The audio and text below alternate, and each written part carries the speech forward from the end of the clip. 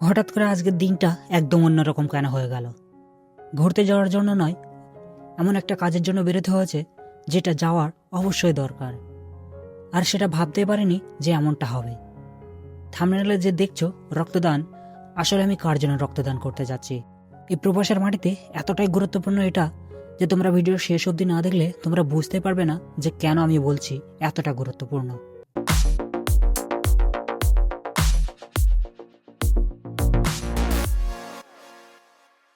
Hello বন্ধুরা, তোমরা সবাই কেমন আছো? আশা করি সবাই খুব ভালো আছো। তোমরা কম বেশি জানো আমি সৌদি আরবে থাকি, তাই আরেকটি নতুন ব্লগে তোমাদের সবাইকে স্বাগত জানাই। সকালবেলা ঘুম থেকে উঠতে কারোরই ভালো লাগে না, তারপরে সকালবেলা ঘুম থেকে উঠে একটু সাজগোজ করে নিলাম। দেখে মনে হতেই পারে যে আমি কোথাও ঘুরতে যাচ্ছি, কিন্তু না, আজকের দিনটা একটু অন্যরকম। আমার সঙ্গে আছে আমার সমস্ত বন্ধুরা যারা আমাদের সাথে কাজ করে, আর তোমরা তো সঙ্গে আছোই। তো চলো বেশি দেরি না করে বেরিয়ে পড়ি। واحد نفر معاك مع بصارة.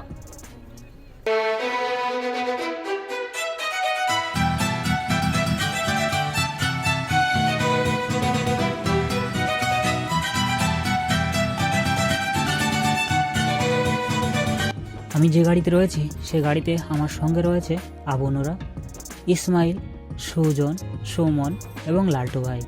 আমরা 5 জনে মিলে 6 জনে মিলে একটা গাড়িতে রয়েছি। এই সময় সৌদির রাস্তাগুলো খুব শান্ত লাগে, সাথে খুব ভাল লাগে। একটার পর একটা গাড়ি ছুটে চলেছে তাদের নিজের গন্তব্যের দিকে।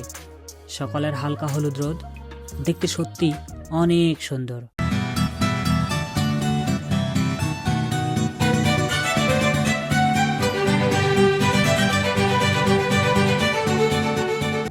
এই সুন্দর সকাল উপভোগ করতে করতে আমরা পৌঁছে গেলাম একটি হসপিটালের সামনে। এই যে সামনে যে হসপিটালটি দেখছো, এটির নাম ডক্টর সামির আল আব্বাস হসপিটাল।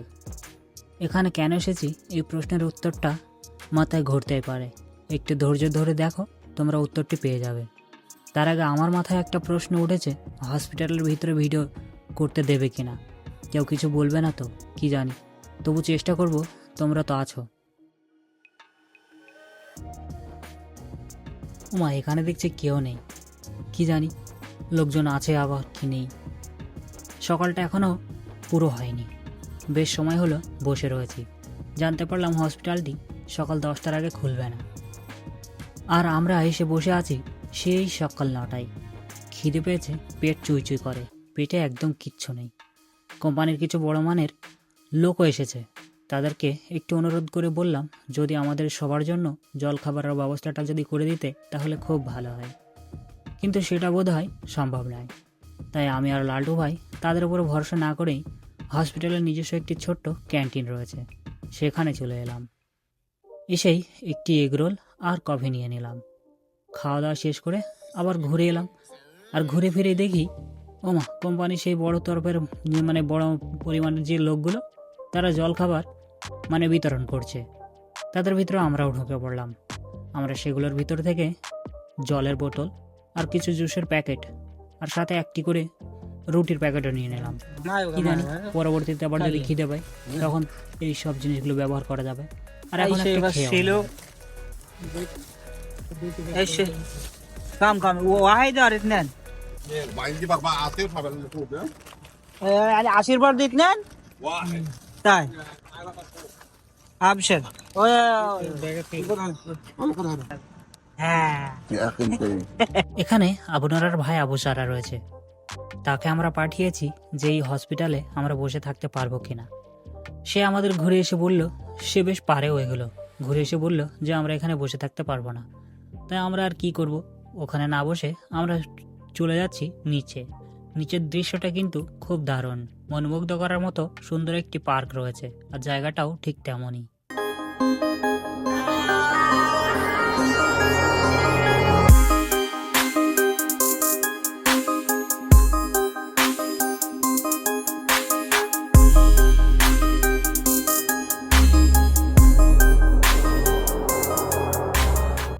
যে কাজের জন্য এসেছি সে কাজটা বোধহয় 1 থেকে 2 ঘন্টা পরেই হবে।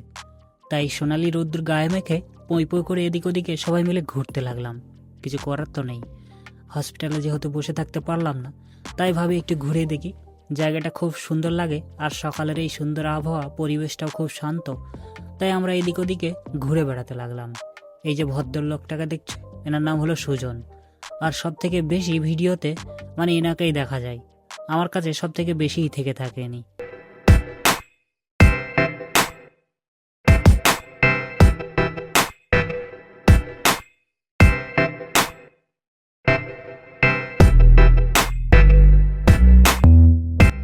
এতক্ষণ অপেক্ষা করার জন্য অনেক ধন্যবাদ। এবার বলি আমরা কেন এখানে এসেছি।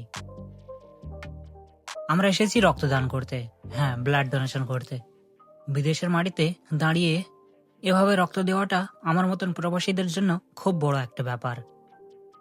ভিতরে সবাই লাইন দিয়ে বসে আছে, ডকুমেন্ট চেক চলছে আর প্রেশার মাপা হচ্ছে। আমার সঙ্গে আছে ইয়াসিন, ইমন, আয়মান আর মোহাম্মদ। আয়মান আর মোহাম্মদ রক্ত অলরেডি দিয়ে ফেলেছে। মোহাম্মদ ঠিক আছে, কিন্তু আয়মান একটু দুর্বল। ওর মুখ দেখলে বোঝা যাচ্ছিল যে শরীরটা ওর ভালো লাগছে না। আমি বারবার বলছিলাম টেনশন করছিস কেন, কিচ্ছু হবে না। আমার হাতে যে জুসের প্যাকেটটা ছিল আয়মানকে দিয়ে বললাম খেয়ে নে, দেখ একটু হলেও ভালো লাগবে, কারণ রক্ত দেওয়ার পর এটা দরকার।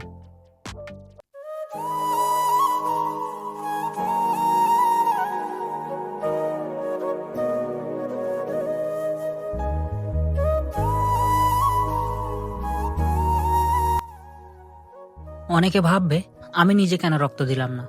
আসলে আমার প্রেশার একটু বেশি ছিল, আর প্রেশার বেশি হলে ডক্টররা অ্যালাউ করে না, তাই আমি আর দিতে পারলাম না।